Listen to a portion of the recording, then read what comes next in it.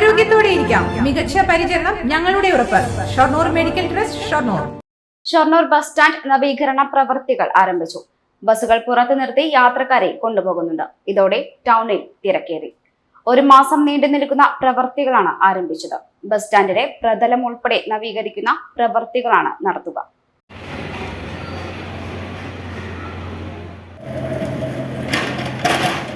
നൂറോളം ബസ്സുകളാണ് ഷൊർണൂർ വഴി സർവീസ് നടത്തുന്നത്.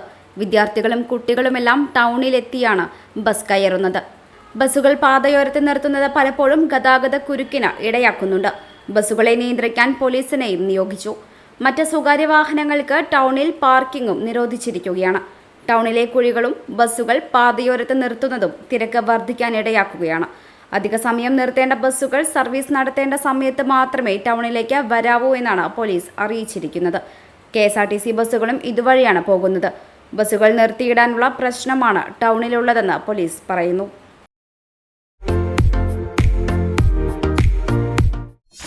.view ന്യൂസ്, കാഴ്ചകളാണ് ലോകം, കണ്ടു തുടങ്ങുക.